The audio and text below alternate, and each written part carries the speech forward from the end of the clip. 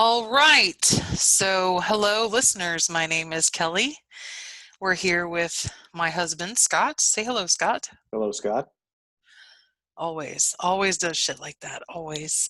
Um, we're here with the Tiny Pedal Podcast, calling it the Tiny Pedal Podcast because we call everything Tiny Pedal something. It's just kind of our theme here. Um, Tonight, we are going to be talking about identity, such that a crisis or who we are, who we were, who we will be. And yeah, this is our first episode. We're just kicking this off. We're pretty excited. Don't know how it's going to go. We'll have lots of different topics to be talked about. If you have any ideas, feel free to let us know. Anything you want us to talk about.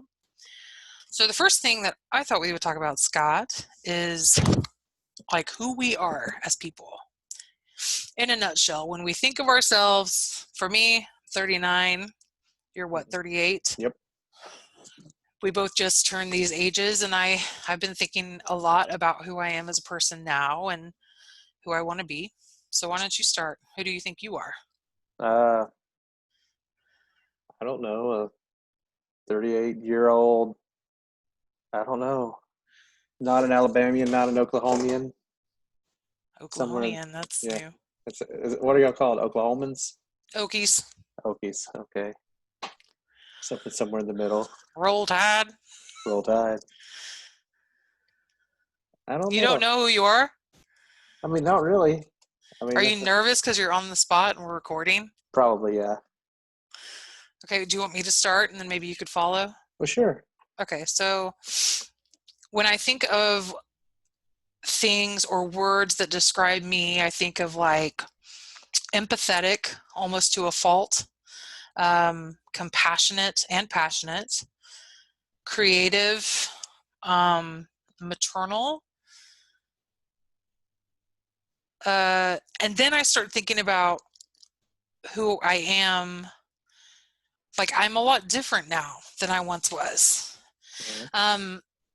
As most people who are going to be listening to this know, I had a daughter who passed away. That has incredibly shaped my identity because now my life is kind of broken up in three different sections. It's life before Brianna, life with Brianna, and then life after her. And my husband just sent me a message that says that he can hear it when I lick my lips. I have a very good microphone. This is my work headset, so that's why. Maybe if I just put this up like this, is that okay? Can you still hear No, me? it's definitely not. It's definitely not. Well, Horrible. I'll try to avoid licking my lips. Anyway, so yeah, we have. I live in a world that is divided into three sections, and I would say that the person that I am now, in general, is still kind of the same person that I've always been, because I feel like I've always been this kind of funny, joyful, passionate, caring, maternal type. Who would you say that you've always been? And is that like who you still are? Like where you say you're maternal, I feel like I'm paternal, and definitely with the. I've always thought I was like the goofball, class clown, guy that you have fun with person, and I'm like you. I've like mine split up. Mine's now split up into three, but mine was split up into two for a long time, which was pre-army and post-army. Now, what's the third? Uh, Now post meeting you. Okay. But so why was the army such a definitive time, enough to separate your life into two parts? Well, I was married when I first went in, But and don't you find it kind of interesting that it wasn't like life with first wife, life being divorced, life with Kelly? It was life army after army and then with me. I don't find it funny at all. You're as major of a life thing for me as that is. I just meant that I find it interesting that I'm in my own block, though separated from your wife.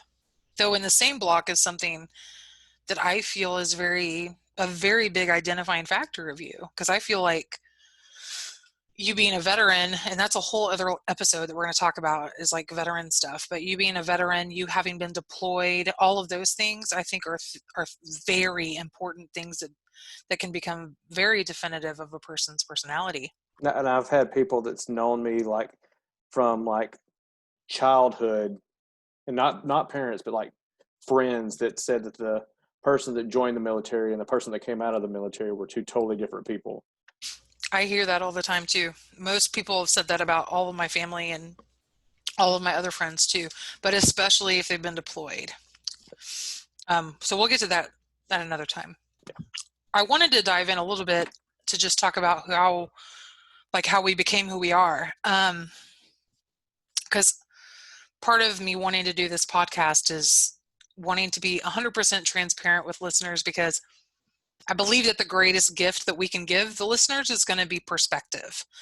Not just because our perspective is any more important than theirs, but I think that just a different perspective in general, if people are willing to listen, they will be willing to learn without even knowing it.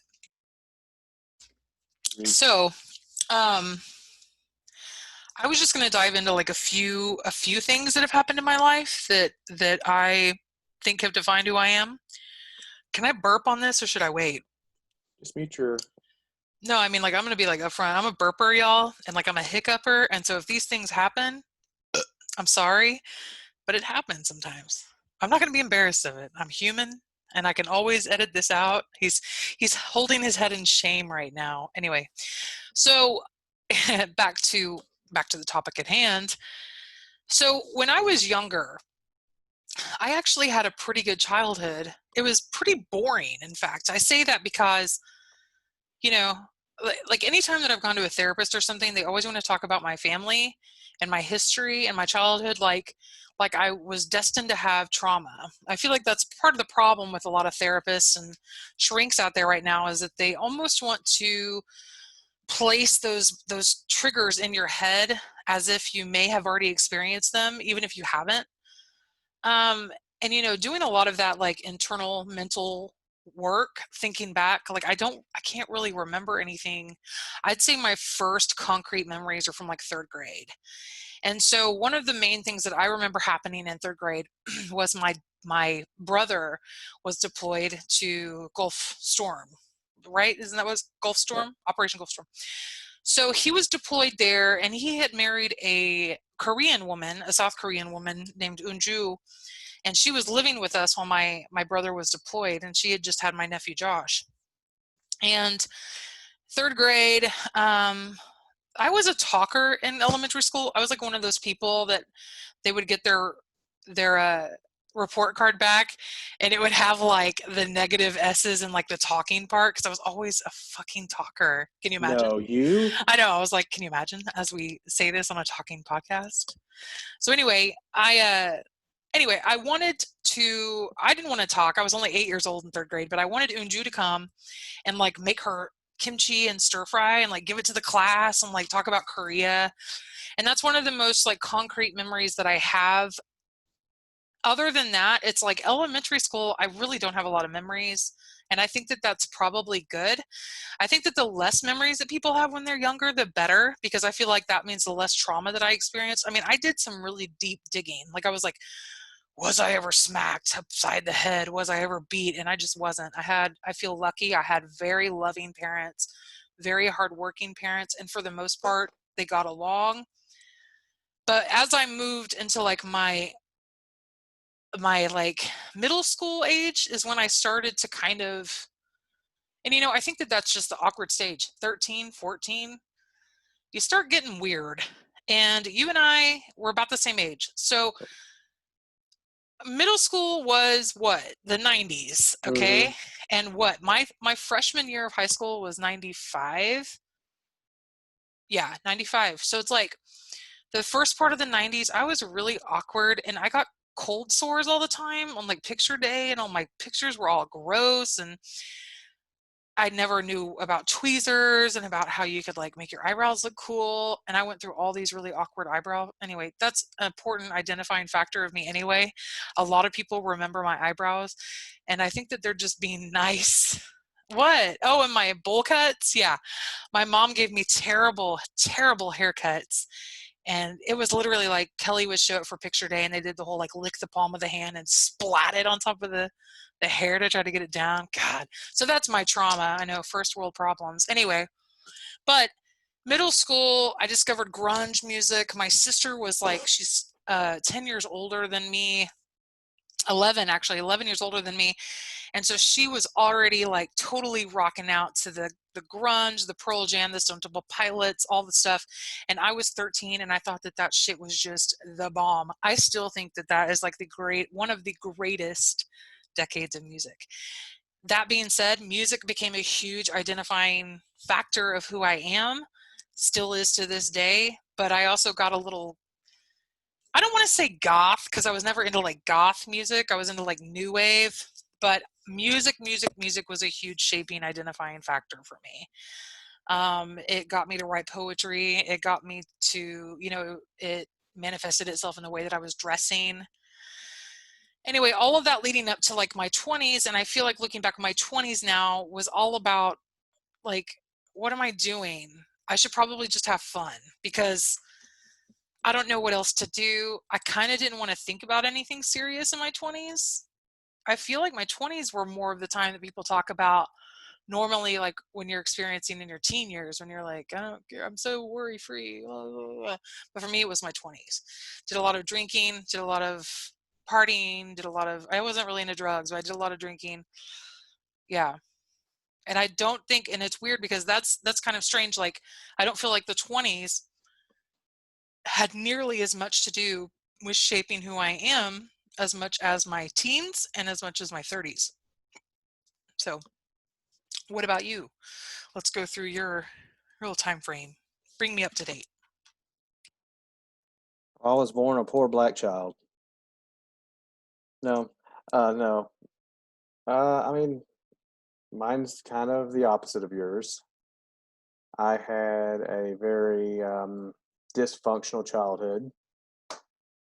I had one functioning set of parents and one dysfunctioning set of parents, which definitely followed me, still follows me to this day.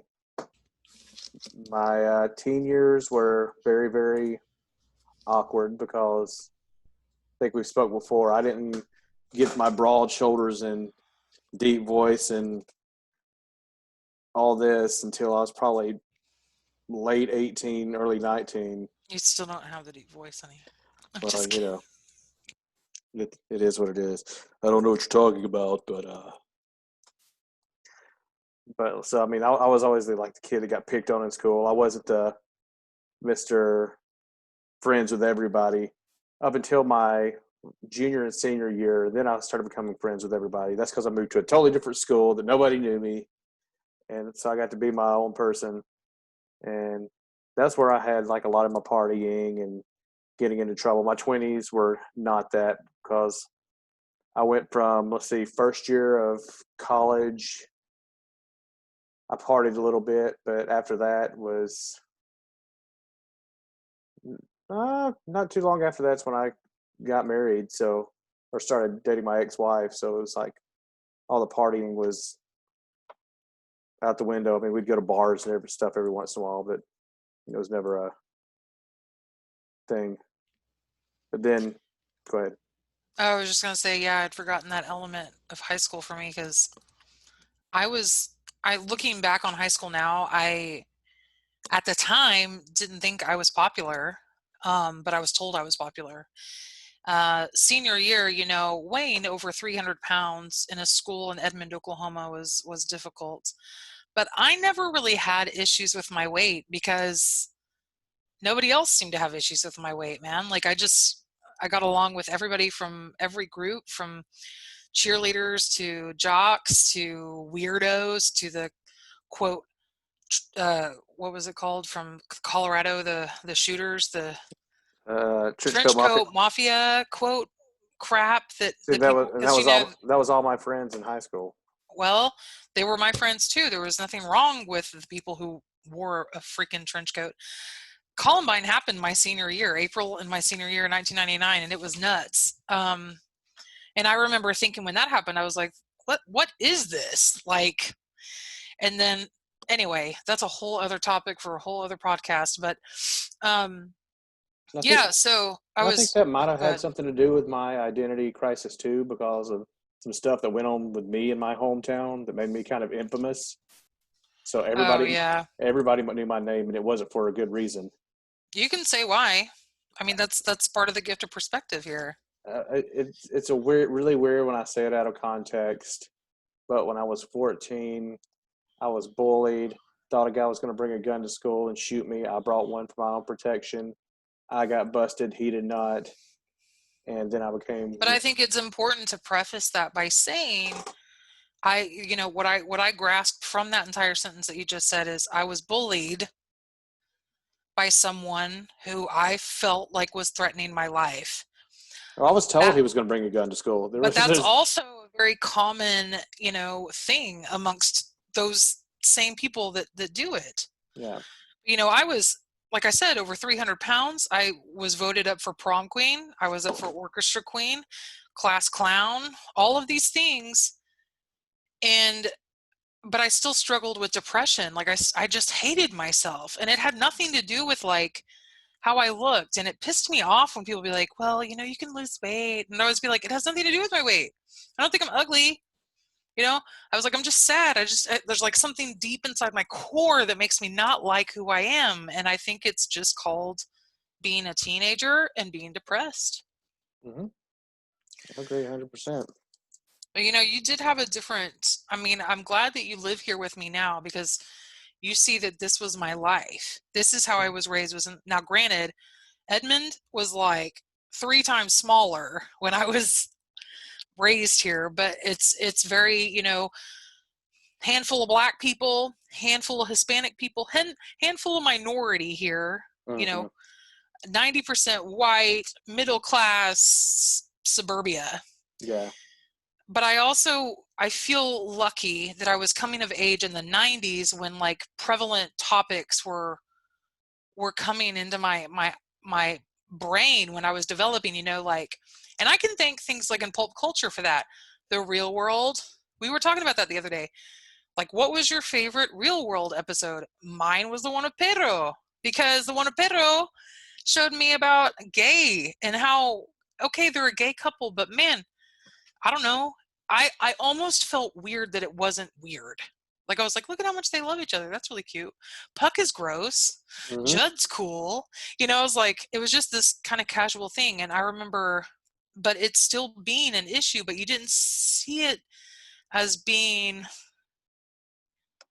I don't know. MTV was very progressive with the stuff that they They did back really then, were. because they were very, very. I don't want to say they were subversive with it, but they just put things like it was, and they didn't add anything to it. Or Yeah, because I remember, what was that?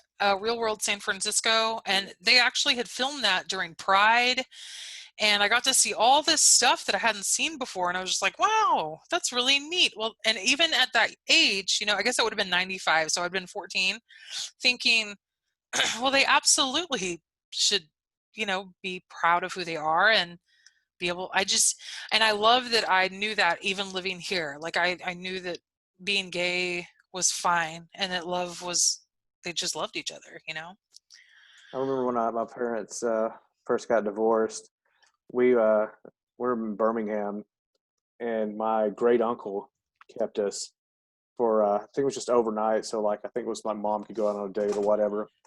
But I found it weird at the time because he's my grandfather's age, and he's single.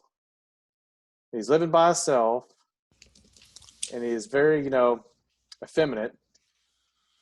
Like it was just those weird things I picked up on then, and it was like, and then later, like a few years later, he died of quote unquote cancer Hmm. that the family talked about, and it was just like, but it was like by that time it was like for us it wasn't a thing anymore because we had Yeah. stuff like the Real World. And it's like why don't you just go ahead and come out and say he was gay, he died of But AIDS, we that's get it. also that's interesting because that displays the generational gap between accepting, like, or it's almost just like hidden hush acceptance. Like we all know, but we're still just going to lie about it because we got to, keep up appearances. And, Well, and I feel, some people are confused.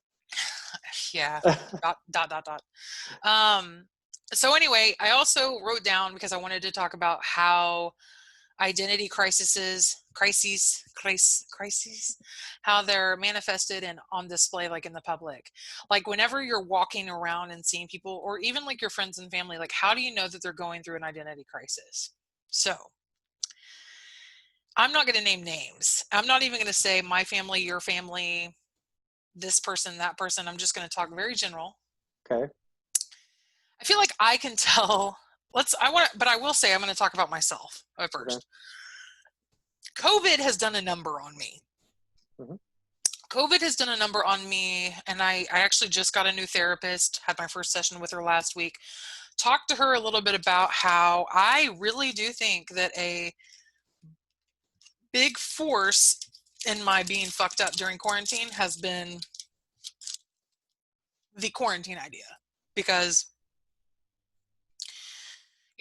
I lived in quarantine with my daughter. I only had her home with me from August of 2000 and 16 until May of 2017. And so we only left the house when we absolutely had to.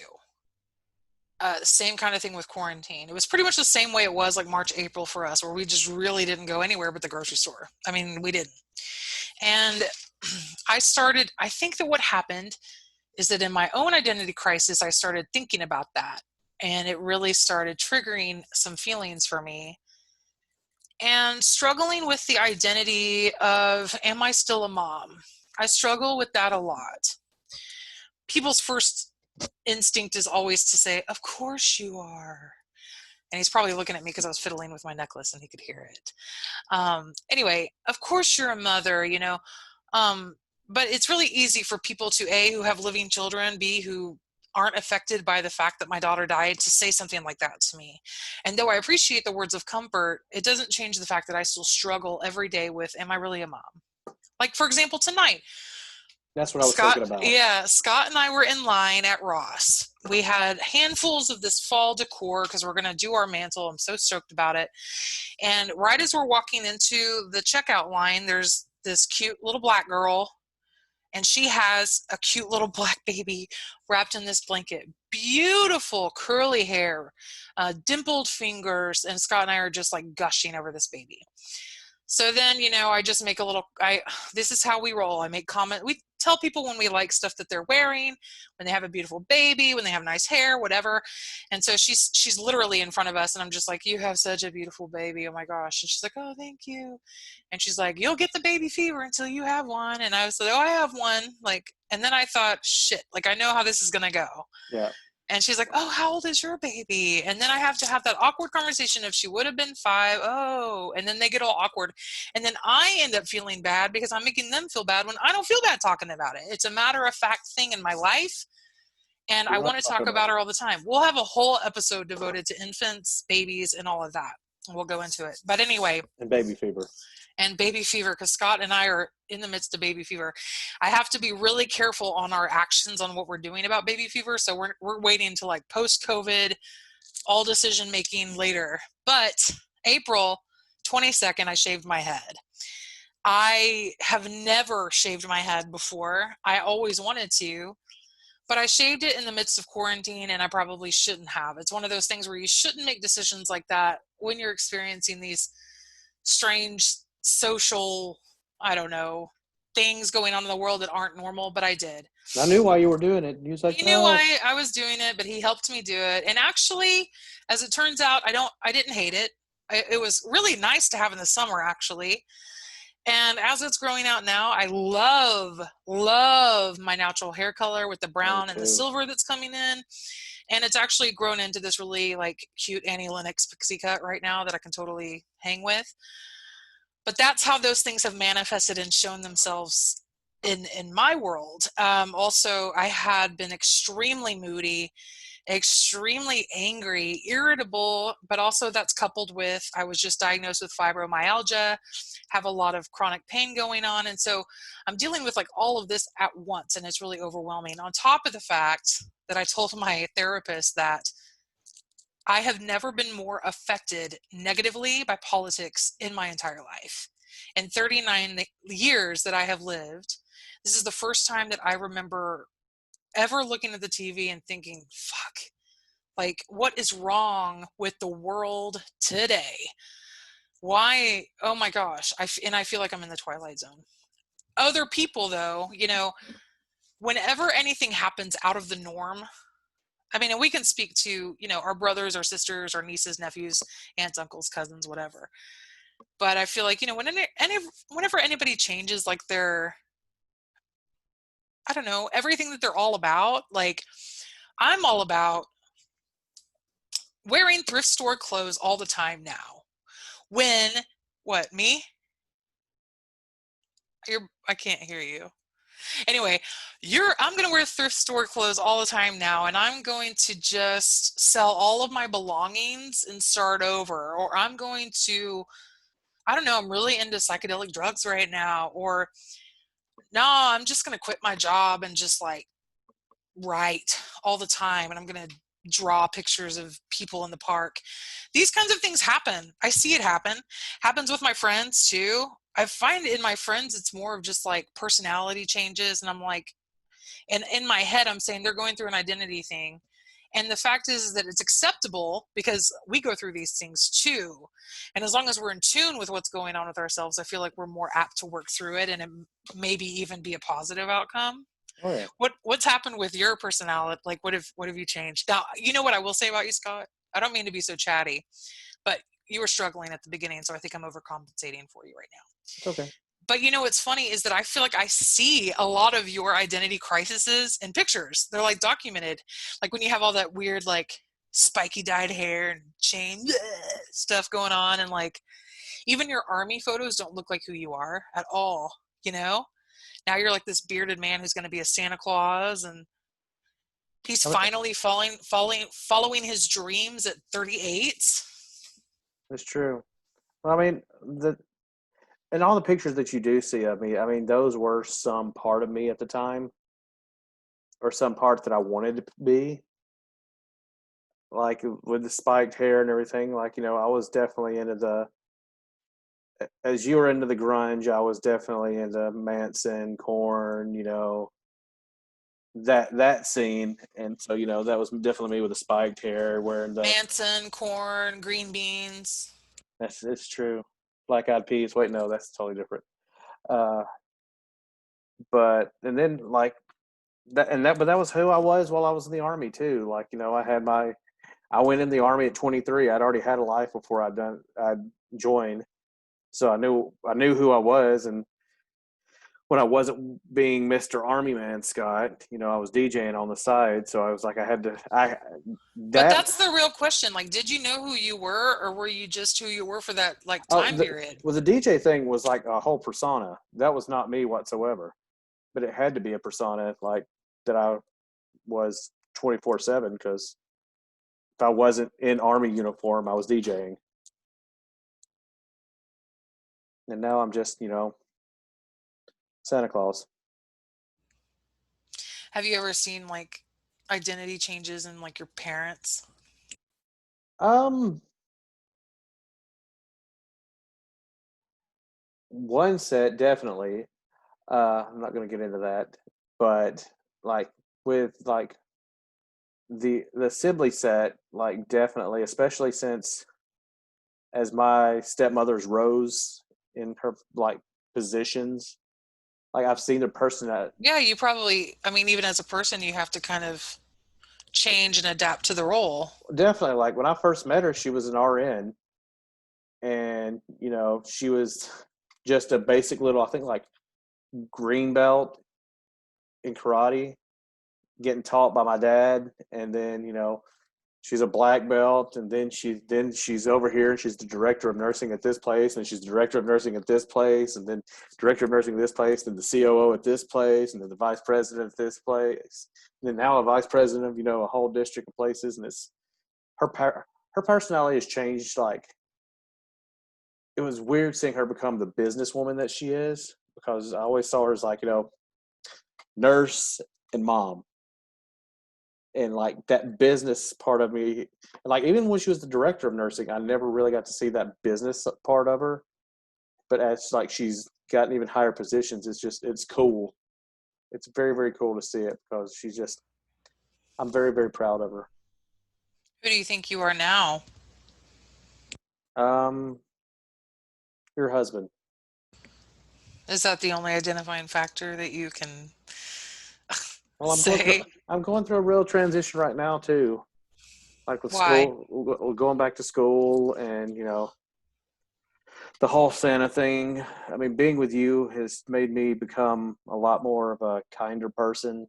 Like, let's be real. The day that we actually met in person, I was kind of looking like a big doucherino. You were looking like a big doucherino, but you did not act like a doucherino. You were very charming. And that's why I actually wanted to talk about that because I figured out last night when I was live on Facebook painting that many people don't know that story. And so I'm going to very nutshell it for people. But Brianna died on May 8th. I knew Scott before because when I was in quarantine, this ties back to quarantine. I was trying to keep myself social, and there was this webcam chat thing called Tiny Chat, not perverted, not even allowed to be perverted on Tiny Chat. You literally just got on webcam, much like a Zoom conversation, and talked to people from all around the world. Upwards of like what, 100 people in a room sometimes. And that's where I initially met Scott and talked to him a lot on the computer. And he actually got to see me with Brianna several times, bathing her, taking care of her, rocking her, holding her, all of those things. And so this ties into my identity now anyway, so it's kind of a good place to begin to wrap this up. But so anyway, Brianna died on May 8th of 2017, and we had her service the following Friday, which was the Friday before Mother's Day. And I didn't want to be in town on Mother's Day. I didn't really want to be on social media. I didn't want any happy Mother's Day, Kelly, anyway messages. I didn't want to hear it. In fact, I so didn't want to hear it that I had planned to take my own life when I was traveling. I decided to travel after her funeral. I literally left the next day. I packed a bag full of every pill in my bathroom that I could find from years ago, muscle relaxers, pain relaxers, you know, all everything that you could imagine, and I took them all with me. And I didn't take them all, but I took them all with me. So anyway, traveled for a few weeks. I went to Chicago. I went to Wisconsin, met some people from that chat room as I was traveling around. I went up to the Upper Peninsula of Michigan, which I absolutely love. Scott and I eventually, he hasn't been to Wisconsin, but I'm telling him now that he will want to move up there, and that's where I want to end up, is that part of the country. And then I traveled back down, and after I was leaving Escanaba, Michigan, I had talked to Scott, and he was like, "Where are you going now?" And I said, "I think I'm going to go to Nashville." So I had planned on traveling down to Chicago, flying into Nashville, and then spending the last part of my trip or life in Memphis. Memphis was a very iconic city for me just because I love Elvis. I love Jeff Buckley, and Jeff Buckley, quote, drowned in the Mississippi River. It's a very music fueled city, a very vivacious city, lots of history, civil rights history, etc. So anyway, Scott was like, "Well, I only live like 3.5 hours away. I'll just come up there and meet you." And he did. And I fell in love with him. He was very charming, very fun to be around. He was drinking PBR and smoking cigars and had this great beard and this haircut that I half liked and half didn't. Kind of drove me nuts. Anyway, totally loved him and totally wanted to see where that was going, and I didn't kill myself. End of that story. And Scott didn't even know about that until later on when I had revealed that in a compassionate friend support group that was my plan. Um, Scott then went home to Alabama for a while. I don't even remember how long, maybe like a month, I think. And Yep, then, yeah, came back up because we was waiting for to, that thing with my dad, and I wouldn't. oh, yeah, yeah, yeah. Came back up to Oklahoma City, was here definitely for the 4th of July, I recall. And I moved here the 1st of July. yeah, and then he never returned back. And so he's been my saving grace. I married him then 6 months later because I thought, oh man, if I can find a man to love my crazy ass right now, like, hey, I should just. He proposed to me in October. We got married Christmas Day, And here we are almost 3 years in. We're about to start an endeavor of being Mr. and Mrs. Santa Claus. So that is part of my identity now and has always been, because I've always wanted to be Mrs. Santa Claus. And I finally found, my weirdo that will do that with me. But Mhm. what I was going to say is that I think I'm going through like I don't know who I am right now. And the thing that sucks is like I can't figure out if it's because I have been a people pleaser my whole life and I've been just whoever I feel like is the least compromising to my friendships for so long. And now that quarantine has happened and all of these things are going on, I am so emotional and so hyper reactive that I'm just starting to figure out that there are so many things at almost 40 that I wish that I would have done that I never did, and I don't know why anymore. And especially now that I'm with somebody that I'm like so insanely comfortable with. Because, like we've both been married before. You get like a certain level of comfort with your spouse. But even with my first spouse, it's like I was still not weird like I Yeah. am with you in a good way. Hmm. That's why it's like I told you, I stare at my dad's guitar that I have, and I've always wondered why I just didn't try to pick it up and play it. And so I want to do that. Why did I stop writing poetry? I don't know. And so I want to pick that up again. These were things that were, and so music, writing, poetry, all of those things that I mentioned before. I feel like it's all coming to a head at almost 40, which you hear about people going through a midlife crisis of 40. I think I went through like a quarter life crisis when I was like 25, and I was like, being a party animal and trying to fit into that world, and then you grow out of that. Some people don't, they're still in it. That's their thing. I'm not in that. Don't smoke, don't drink. But now I'm reflecting back on my life at the things that I remember that fueled me even in my like moments of despair. Writing, music, painting. Why did I ever stop? And I don't know. And so it's kind of like who I am now is who I believe right now. I'm in the infantile steps of becoming who I want to not even grow into being, but who I know that I'm going to end up being. I'm settling into who I am. And it's interesting to me that it's kind of like settling into the person that I've always been. It's just a more mature, a more processed, a more can of spam version of myself, if that makes sense. What about you? Like, who are you now? Um, like I said, I'm at the same place you are. It's. I think I mean, we've talked about this, just not on a podcast. We're both in very transitional places in our life.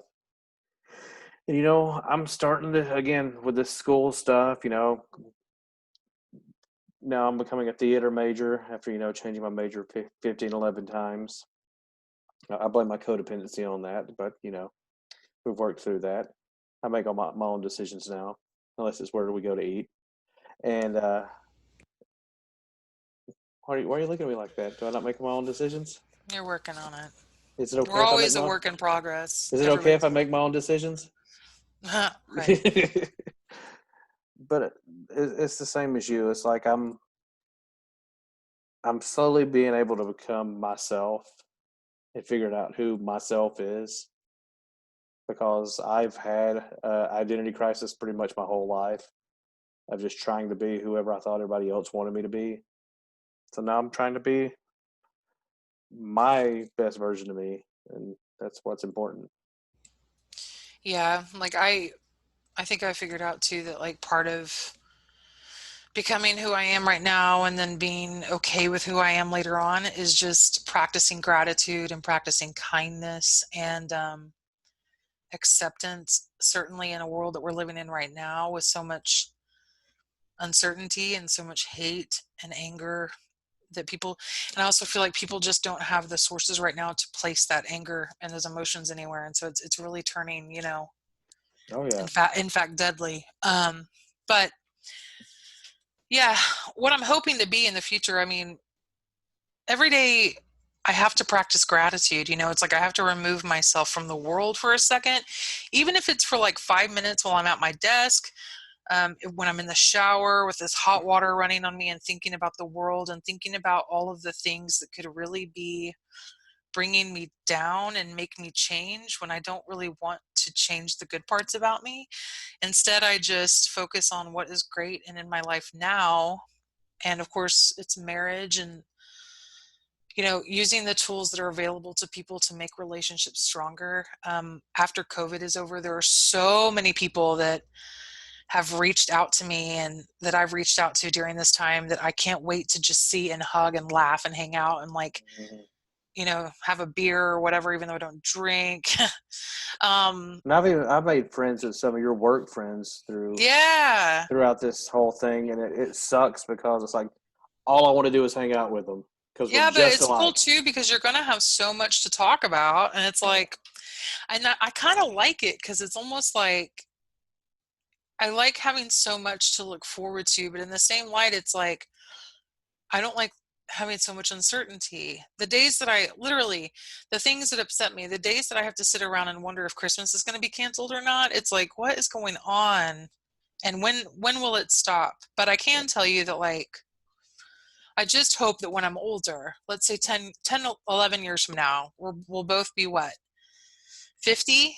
Mhm. Halfway through a century of living life. And how much have we experienced? I just hope that when I die, that people remember me for being kind and thoughtful and authentic. But I also hope that when I die, that I have been the best version of myself that I can be, selflessly, not like not for myself, but for other people, because that's what changes the world, you Yeah, know, not definitely. not you taking guns somewhere and shooting up places. I mean, it changes the world, but in a way that I would never want to be remembered In a for. very ugly way. Yeah, and there's so much beauty to the world, even in the little things, like our dog. Our dog is like the most beautiful dog, soul wise. It's not even like, I mean, he's handsome, Yeah, but like his soul is so wonderful. Our cat is crazy, amazing. My mom is like, the bomb. I know, she's amazing, just an amazing person. And our family, there's people are just so interesting. And I So hope is that Terry. Terry is a good man, Yeah, my stepdad. My stepdad, he was my best friend with my dad, so he was pretty much my second dad growing up. he's a very loving man. He is That makes sense. he's a passionate man. Yes, and But you, compassionate. yes, I mean, again, I'm incredibly grateful with how I was raised and that I was raised to be kind. I remember getting in trouble, like when I was younger. I called a little person a runt when I was like, but you know what? You know why I did that? I know I know that it's wrong now, but like I did that because I called him that when I just read Charlotte's Web. And like that's all that I knew that a little something was. I didn't know. You didn't know the context. I didn't. And but it's in those moments that you learn, and then it's what you do with those lessons moving forward that matter. Am I going to call a little person a runt ever again? No. Am I kind of glad that I did and I got the like slap on the hand that said you don't do that, you don't call? Yes, because I wouldn't have known. I'd probably, and that's what I'm saying, that's the whole point. I believe that people's identity is completely contributed by facts like that, the tools that they have in the box of which they're given and what they do with those tools. Anyway, what do you want to talk about on the next episode? I don't know. I mean, there's all kinds of things we could talk about. Okay, well, I think we should talk about racism. Okay. I mean, it's prevalent right now. The only reason I wanted to talk about the identity thing is because I'm going through a crisis right now, but I think we all are. I really want to talk about, racism, just isms in general, but racism is a very important topic. And as white people, like, I think that we need to talk about it because we haven't been talking about it enough. So, Well, we have yeah, we as have. a couple. Scott and I talk about it a lot. Scott and I make shirts for the purpose of bringing up the conversation in public, even if it's what I say TCB, what does BLM on it with a lightning bolt mean? And I'm like, yeah. Uh, but it's a conversation that needs to be happening. Like Jay said it, the wellness, it just needs to keep going because, the more complacent and quiet that we are, the more Mm-hmm. more of a problem it becomes. So anyway, thanks for tuning in to the first episode. It was fun. I know that this is going to come across as Kelly just talks a whole bunch and Scott doesn't, but I feel like it had to kind of go that way this time. Scott is getting more comfortable with the whole, who am I? What do I need to be talking about? Do I fiddle with my mustache more? He was fiddling with his mustache the whole time. It's looking really good though. That's true. If you guys want a picture of his mustache, just like hit me up because his beard is, because we're doing the Santa and Mrs. Santa Claus thing. We are available to book. Santa Traveler, that's the name of the company, about to get some business cards. We're getting our outfits made here in a few weeks. It's going to be great. Oh Anyway, yeah. tune in next Sunday. What's that date, love? I don't even have a calendar pulled up I have here. it down here. Next Sunday is the 13th. Yeah, go ahead and tune in on the 13th. We're going to talk about just some racism, talk about some hard things that we've experienced, just racism in general. Not with me.